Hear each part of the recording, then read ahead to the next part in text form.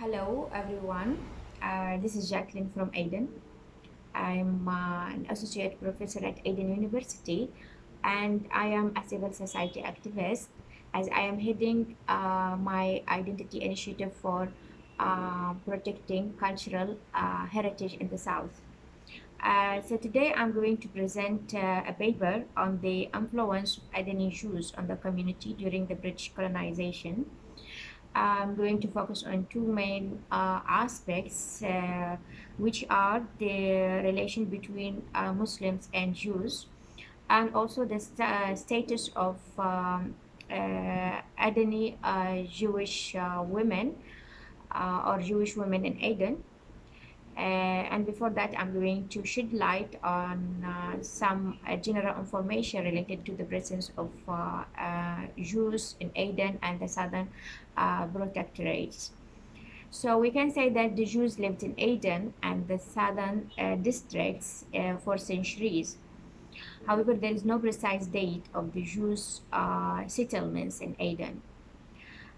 We got only two pieces of evidence which were provided, one by the Cairo Geniza materials which discovered in Egypt in the late of the 18th century, included more than 150 letters, fragments of letters and documents related to Aden during the 10th through the 13th century.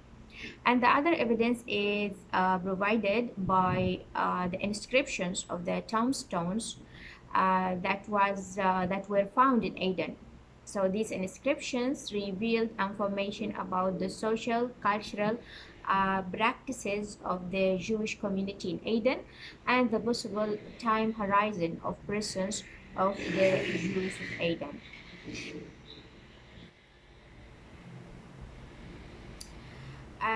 So if we are talking about the daily life of the Jews in Aden and their activities, we can say that the daily life and activities of the Jews of Aden was divided between the religious rituals and work.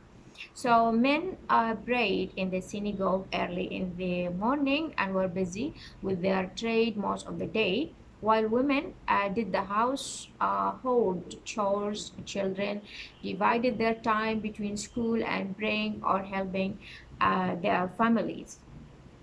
So the influence of Adani Jews was great. So we can find out about the Mirza family, which presided the Adani Jewish community for decades. I think, during the British colonization, and this family was rich and influential and offered assistance to the Jewish community, whether the Adani Jewish community or the Jews who are coming or shifting from Yemen to Aden or the other parts of the southern districts. So it is called, I think, this family has great influence in the society at that time. And one thing we should mention here also, the rabbinical court of Aden influence, which extended to Sada, and in Aden, which extended to Sada in Yemen, along with the fact that the Jewish merchants and craftsmen of about 20 ports of India and Ceylon were also under the jurisdiction of this court. So we'll start with discussing now or move to the point, which is talking or focusing about the relation between Jews and Muslims and how was that relation.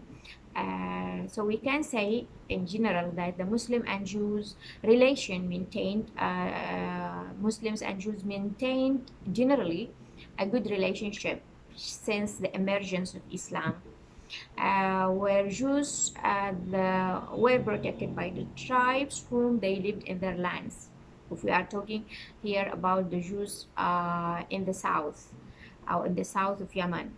So the tribal law in the south provided protection to minorities, non-Muslim groups who enjoyed a religious liberty in the tribe territories. where the tribal law doesn't in the south is called Rabia, and this law doesn't impose any financial burdens on any minority who are living in their lands. So Muslims in general needed Jews, and they even and also Jews needed Muslims, and they even were not inclined to allow them to leave the country, as according to Toby, the Muslim-Jew relationship was absolutely peaceful, and but disturbed rarely by some individual incidents. Aroni mentioned some of the incidents where Jewish properties and families were protected by Muslims in case they had been exposed to violence. So, as according to the tribal laws, murdering a Jew was a shameful, degrading act, and a heavy punishment was inflicted upon murderers of the Jews. So Aroni mentioned two cases, case of the Sultan of Lahish, Ahmad al-Fadli, and or Ahmad Fadl, and the case of Sheikh in Redfan Hills, and another case in Shabwa, where those sheikhs protected Jews who were exposed to violence and punished heavily the attackers. So also, if we throw some light on the Jews of Bihan who lived in the southern protectorates, those Jews were special, where they owned lands and worked in agriculture, and they had the same rights like Muslims. They could ride horses and carry weapons like Arabs and Muslims, and they indicated, which indicated that Jews in the south were not persecuted as their counterparts in Yemen or in any other part. The choice of living isolated, as Toby stated in his book, that because the Jews wanted to preserve their special way of life and to avoid assimilation. So, as we know that the Jews in Yemen or in the south, we can say they preserve their traditions and their special way of life. So there were separate societies from the viewpoint of politics and religion, and but economically they were dealing with each other with respect. Um, so we cannot deny that the British rule to Aden also had bestowed more rights, freedoms, and created opportunities for economic prosperity, education, and religious practices for all the religious groups living in Aden. All Arabs, Muslims, Indians, Somalis, Europeans maintained a respectable and social relationship. So this religious diversity in Aden didn't uh, create any serious troubles or fuel any intercommunal conflict. So, in sum, we can conclude that the Jews and Muslims in the south and Aden lived in harmony and maintained a peaceful life based on respect, and they lived in private sectors near the Arab ones. So they were protected by the Muslim tribes in the southern protectorates, and they were also not harassed also in Aden or in any other part. They owned lands and carried weapons and rode horses like the Arab tribes as mentioned in Bihan. Now we move to the status of the Jewish women in Aden. So we can say that Adeni Jewish women were influenced by the cultural background of the society they lived in. So that is demonstrated from their style of life, dresses, and their behavior. So they didn't work outside the home, but they were housewives looking after the families, and they didn't go to schools until the 20s of the 20th century. Jewish women, like Adeni women, did their housework inside the home. Also, they could have servants helping them at their homes, because it was not an easy job to look after a family or big families with a minimum of six children and a maximum of 13 children. So, however, uh, Shona Plus mentioned in her book, The Jews of Aden, mentioned a name of a lady who was a doctor and a midwife. And this lady used to prepare medicine out of herbs and help the Jewish and non-Jewish community in the earlier decades of the 20th century. And this lady is called Hinna Salim Muri. And even there was a picture of her and her family in the book.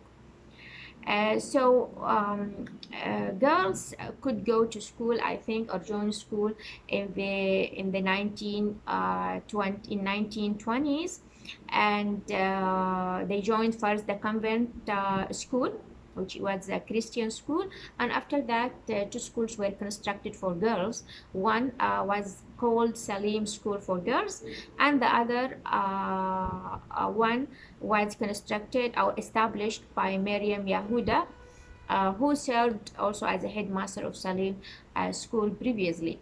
So these two schools were attended by around 300 girls, which demonstrated a strong concern about teaching girls equally with boys in the Jewish community in Aden.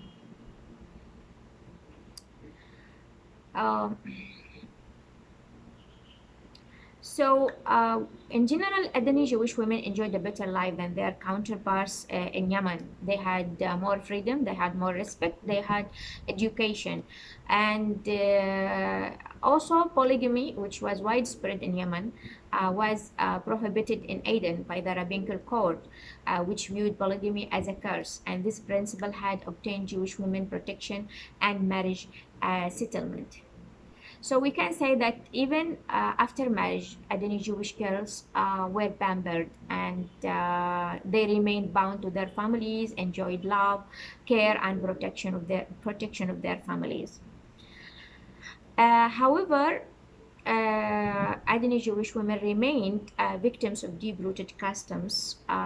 For instance, young widows in Aden were not allowed to marry again and condemned to solitary non-existence, according to Aroni. So, Jewish women were also deprived from the rights of inheritance, and this right was only obtained to males. So, the Jews of Aden opposed to the British law of inheritance, which equal rights obtained to all the children of the disease, whether males or females, which indicated the preference of men over women in the Jewish community.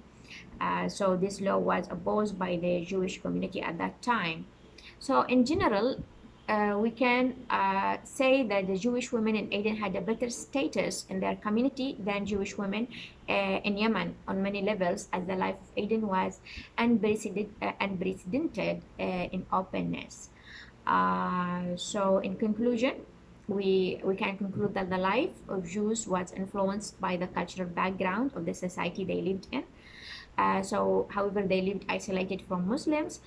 They shared many cultural aspects, and they have similar cultural practices apart from the religious practices, we can say. So the Jews of Aden were educated, rich, modern compared to the Yemeni Jews, and the cultural traditions and the tribal laws in the south also enabled the Jews to enjoy the protection of the tribes, to practice their religious rituals without restriction, and to do also their businesses. So the British rule to Aden provided the opportunity for economic prosperity through creating new jobs and facilitating businesses. So the Jews of Aden, we can say, benefited economically. On the level of social relation, the Jews and Muslims and different religious groups like Banyans and Zoroastrians lived side by side in Aden. So this relation only was disturbed in the 19, I think in 1948, or after 1948, or maybe 10 years before 1948, when the Zionist aspiration of establishing Israeli state in Palestine has emerged or come to public. So in general, the cultural heritage of Aden, you can say, is diverse, as the monuments of Jews and the other religious groups who lived in Aden during the British colonization to Aden is considered now as a historical evidence of the diversity and coexistence of Aden culture, and this is proudly preserved by the Adeni citizens. So thank you for listening, and I wish you a nice day or night.